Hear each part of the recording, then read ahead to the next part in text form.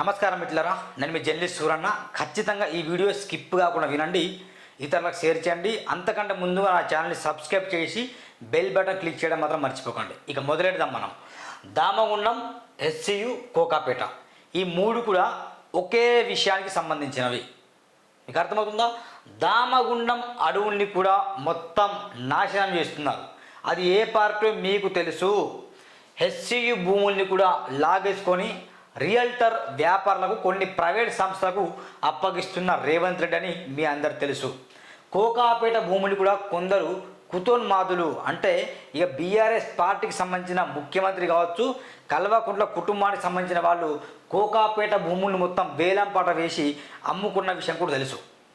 మొత్తానికి మొత్తం ఎంత రాజకీయాలంటే, ఎంత దిగజారు రాజకీయాలంటే, ఎంత నీచమైన రాజకీయాలు వీళ్ళు చేస్తారంటే నేను ఒకసారి క్లియర్గా చెప్తా. లాజిక్గా ఆలోచించండి. నన్ను పార్టీ కోణంలో చూడకండి సూరాన్ని, లాజిక్గా మాత్రం ఆలోచించండి. దామగుండం అడవుల్లో దాదాపు 12 లక్షల మొక్కలు ఉంటాయి. 12 లక్షల మొక్కలకు మొత్తం మీరు నాశనం చేస్తారా? దామగుండంలో నేవీ క్యారిడర్ ఎట్లా స్థాపిస్తారు? మొత్తం అక్కడ ఉన్న పక్షులు కావచ్చు, పురుగులు కావచ్చు, జంతువులు కావచ్చు, మొత్తం చనిపోతారు. అడవుల్ని మంటలు వేసి మొత్తం కాలబెడుతున్నారు. ఇది మొత్తం తప్పు తప్పు తప్పు అని కాంగ్రెస్ పార్టీ కావచ్చు, బీఆర్ఎస్ పార్టీ తెగ విష ప్రచారం చేశాయి. అవునా? చేశాయి. దామగుండంలో ప్రస్తుతం ఏమొస్తుంది? సెంట్రల్ ప్రాజెక్టు వస్తుంది. అక్కడ ఏ ప్రాజెక్ట్ అది? నేవీ క్యారిడర్ వస్తుంది. మొత్తానికి మొత్తం చాలా పెద్ద ప్రాజెక్ట్ వస్తుంది. కాబట్టి దాని కొరకు దాదాపు 2900 ఎకరాలు మొత్తం దామగుండం అడవులు మొత్తం ఎవరికి ఇచ్చారంటే నేవీ క్యారిడర్ స్థాపనకి ఇచ్చారు అక్కడ. ఇది జగమెరిగిన సత్యం. అయితే నేవీ క్యారిడర్ వాళ్ళు ఏం చెప్పారు అప్పుడు? మేము కేవలం దీంట్లో 400 ఎకరాల్లో మాత్రమే నిర్మిస్తాం, ఎక్కడైతే నిర్మిస్తాం మిగతా అటవీ భూమి అలాగే ఉంటుంది. మేము ఎక్కడైతే మేము దాదాపు 12 లక్షలని చెప్తాను ఆ మొక్కలు, 17 లక్షల మొక్కలు నాటుతామని చెప్తాను. అయితే ఇది సాధ్యమేనా? ఈ విషయంలో చాలామంది, తులసి చంద్ కావచ్చు, చాలామంది బహుముఖ మేధావులు ప్రశ్నించారు. అయినప్పటికీ కూడా ఇప్పుడు ఆ అడవిని మొత్తం కాలబెడుతున్నారు, మొత్తం తెగ చెట్లు మొత్తం నరకిస్తున్నారు. గమనించిన మిత్రులారా, సొల్లు కబుర్లు. ఏవి సొల్లు కబుర్లు నేను చెప్తా. ఏవి సొల్లు కబుర్లు అంటే 12 లక్షల చెట్లు ఉన్నాయి, నేను 17 లక్షల చెట్లు నాటేస్తాను. అంత డంబస్ డొల్లస్ ప్రచారం ఇది. 17 లక్షల చెట్లు వాళ్ళు నాటరు.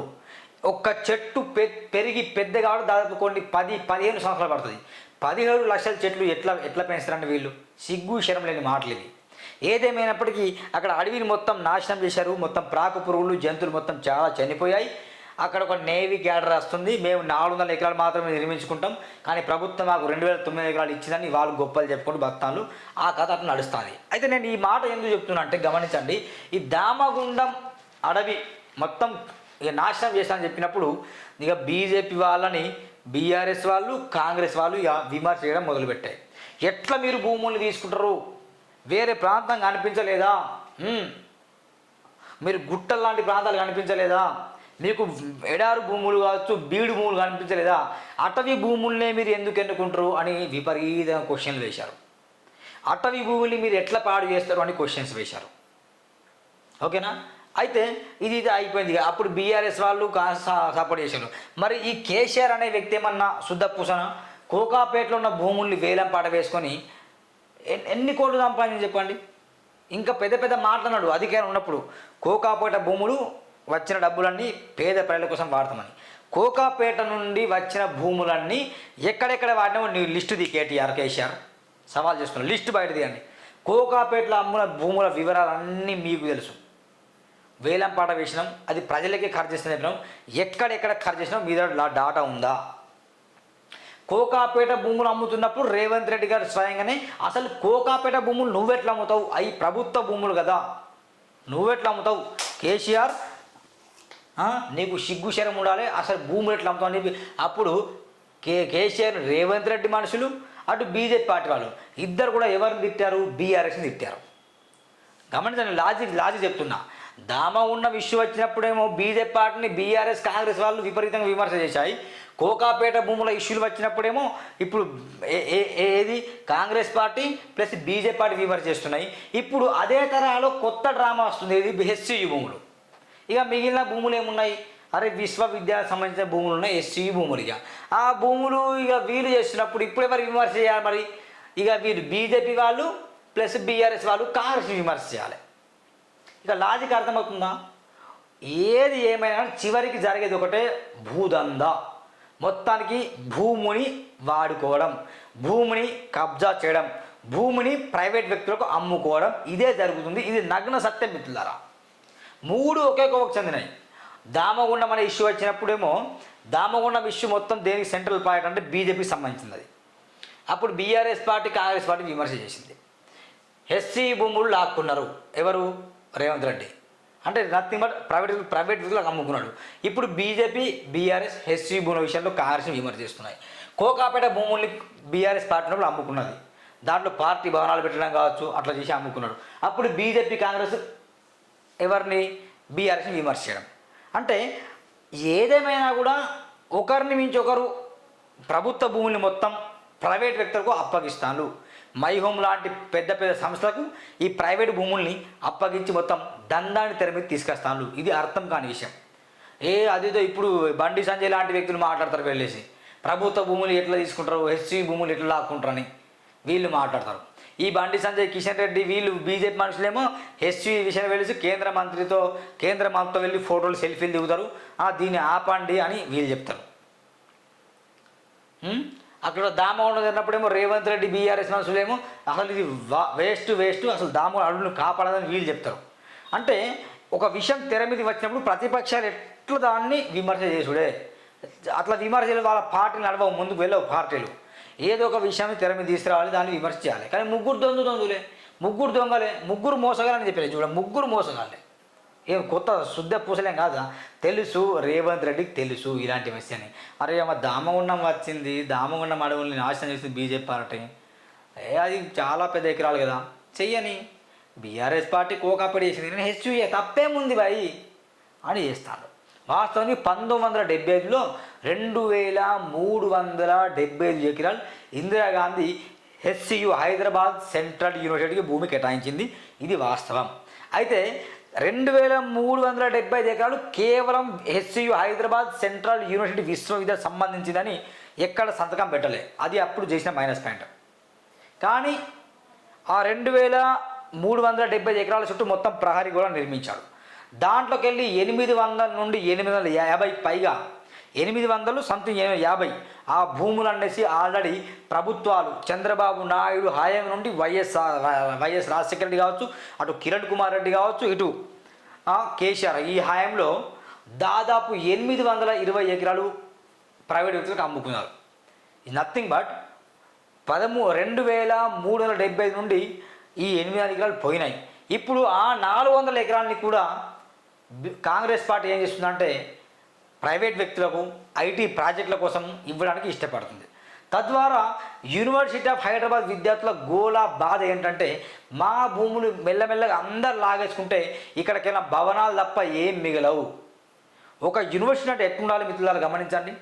కొన్ని నదులు వారుతాయి, కొన్ని గుట్టలు ఉంటాయి, కొన్ని కొండలు ఉంటాయి యూనివర్సిటీలో, మంచి రహదారులు ఉంటాయి, చెట్లు ఉంటాయి, పుట్టలు ఉంటాయి, జంతువులు ఉంటాయి. అదంతా యూనివర్సిటీ అంటే ఒక పెద్ద ప్రపంచం అనుకోండి. జల ప్రపంచం ఎట్లుంటుందో ఇది యూనివర్సిటీ అనేది ఒక పెద్ద ప్రపంచం. ఇక అందరూ ఎవరు పడితే వాళ్ళు స్థలాలు, అది యూనివర్సిటీ కాకపోవచ్చు, అర్థమైందా? యూనివర్సిటీ కేటాయించిన భూమి అది కాకపోవచ్చు. కానీ ఇట్లా కబ్జాలు చేసేసి యూనివర్సిటీ ఉన్న ప్రాంతాల్లో ఐటీ ప్రాజెక్ట్ ఎట్లా అనుమతిస్తారు? ఇవ్వకూడదు కదా. అంటే వాళ్ళు దామగుండం నాశనం చేస్తారు, వీళ్ళు కోకాపేట నాశనం చేస్తారు, మీరు హెచ్సీను నాశనం చేస్తారు. మొత్తం మీరు నాశనం చేయడానికి పన్నగం పని రాజకీయాలు చేస్తాను. కానీ గమనించండి, వీళ్ళు ముగ్గురు ఒకటే, గుర్తుపెట్టుకోండి. బీజేపీ, కాంగ్రెస్, బీఆర్ఎస్ 3 పార్టీలు, ముగ్గురు మోసగాళ్ళే. వీరు 3 కూడా ఒకే కోవకు సంబంధించినాయి. కానీ వాళ్ళ రాజకీయాల మనుగడ కోసం ఏదో ప్రతిరోజు మీడియాలో కనిపించాలి కాబట్టి ఈ దామగుండం ఇచ్చినప్పుడు వాళ్ళు తెర మీదకి వాళ్ళు విమర్శించారు. బీఆర్ఎస్ బీజేపీ వాళ్ళు, బీఆర్ఎస్ కాంగ్రెస్ వాళ్ళు. ఆ కోకాపేట భూముల విషయంలో బీజేపీ బీఆర్ఎస్ వాళ్ళు విమర్శ చేసారు. ఇప్పుడు ఎస్సీ విషయంలో కాంగ్రెస్ బీజేపీ వాళ్ళు విమర్శ చేస్తారు. విమర్శ చేయకుండా నడవదు వాళ్ళ పార్టీ, ఏదో ఒకటి ఉండాలి ఇష్యూ. నేను ఒకటే మాట చెప్తున్నా క్లియర్ కట్గా, ఏం సాధిస్తారు మీరు చెప్పండి? రేవంత్ రెడ్డి గారు మీకు ఎక్కడ భూములు దొరకలేదా? అక్కడే ఎందుకు దొరికినాయి? మరి ప్రభుత్వ భూములు ఇంకెక్కడ లేవా? అక్కడే ఎందుకు ఇచ్చావు? ఒక రీజన్ ఉంది, అది కొంచెం హైలైట్ ప్రసిద్ధిగాంచిన ప్రాంతం. అటు గచ్చిబౌలి కావచ్చు, లింగంపల్లి కావచ్చు, కోకాపేట కావచ్చు, మొత్తం హైదరాబాద్ సెంట్రల్ యూనిట్లో ఒక ఐటీ ప్రాజెక్ట్ పడుతుందంటే దానిలో ఖచ్చితంగా కాంగ్రెస్ పార్టీకి కావచ్చు, పొంగురెడ్డి శ్రీనివాస్ రెడ్డికి కావచ్చు, ముఖ్యమంత్రి రేవంత్ రెడ్డి కావచ్చు, కొంత బట్టి విక్రమార్క ఎంతో కొంత కమిషన్లు ఖచ్చితంగా ఉంటాయి. 5% 2% దాని కొరకు అక్కడ భూములు అప్పగిస్తారు. ఇదే రాజకీయం. దానికోసం పెద్ద రాస్తారు ఒకళ్ళు ఓ అని అరెస్టులు చేయడము, నిర్బంధించడం, మహిళలు ఎత్తుకోపోవడం, పురుష పోలీసులు పురుషులను ఎత్తుకుపో, మహిళా పోలీసులు మహిళలను ఎత్తుకోవడం, దించడం. వామ్మో ఎంత ఎంత ఎంత అఘాయిత్యం చెప్పండి. ఇది తెలంగాణ రాష్ట్రం ఎందుకైనా వచ్చింది? ఎందుకు ఉచిత హామీలు ఇస్తారు భయ? పిచ్చి హామీలు మిమ్మల్ని ఎవరు ఇమ్మని చెప్పిండ్రు? హామీలు ఇచ్చుడు ఎందుకు? ప్రభుత్వ స్థలాలు అమ్ముడు ఎందుకు? కొడంగల్ అమ్మాయి నువ్వు అంతుంటే, నువ్వు మేడ్చల్ మలకాయి గెలిచి అక్కడ అమ్మాయి, అటు కూడా భూములు ఉన్నాయి, ప్రభుత్వ భూములు. ఎందుకు కోకాపేట, ఎందుకు గచ్చిబౌలికి సంబంధించిన, ఎందుకు విశ్వవిద్యాలయానికి సంబంధించిన భూములు తలదూరుస్తున్నావు? మీరు అనుకోవచ్చు అంటారు రేవంత్ రెడ్డి అసెంబ్లీలో విశ్వవిద్యాలయానికి సంబంధించిన భూములు ఇవి కావు. వాస్తవమే కాదనుకుందాం మనం, కావు కూడా. కానీ విశ్వవిద్యాలయుడు ప్రహరీ కూడా ఉన్నప్పుడు ఆ భూముల్లో ఇప్పుడు యూనివర్సిటీ ఆఫ్ హైదరాబాద్లో సంథింగ్ ప్రతి ఏటా ఒక 5,000 లేదా 6,000 అడ్మిషన్స్ ఉంటాయి అనుకుందాం. ఎంఏ కోర్సులు ఉంటాయి, పీజీ కోర్సులు ఉంటాయి, డిప్లొమా కోర్సులు ఉంటాయి, దాంట్లో అనేక రకరకాల కోర్సులు ఉంటాయి. దాంట్లో యూనివర్సిటీలో ఇంకా కొన్ని భవనాలు పెట్టచ్చు కదా, సీట్లు పెంచుకోవచ్చు కదా. సీట్లు కొన్ని పెంచుకుంటే దాంట్లో అలాంటి భవనాలు నిర్మించండి. అంటే విశ్వవిద్యాలయానికి సంబంధించిన భవనాలు నిర్మించండి, తప్పు లేదు. కళాకారుల కోసం భవనాలు నిర్మించండి, తప్పు లేదు. కానీ రియల్ ఎస్టేట్ వ్యాపారుల కోసం, ఐటీ సంస్థల కోసం ఎందుకు నిర్మించడం? ఏమనంటే ఉద్యోగాలు వస్తాయి. ఎవరికి ఉద్యోగాలు వస్తాయి? ఎవరికి ఉద్యోగాలు? ఏటా 2 లక్షలు ఇస్తా ఏటా 2 లక్షల ఉద్యోగాలు ప్రభుత్వ ఉద్యోగాలు అని చెప్పినాం. అవి ఇవ్వడమే చేత అవుతుంది. ఈ ప్రైవేట్ ఉద్యోగాల కోసం మిమ్మల్ని ఎన్నుకున్నది. అక్కడి భూములే దొరికాయని నాకు ఫస్ట్ ప్రశ్న. అక్కడ భూములు కమిషన్ల కోసం అమ్ముకుంటాం. నంబర్ 2, వేరే దగ్గర భూములు లేవా? ఆన్సర్ చెప్పాలి.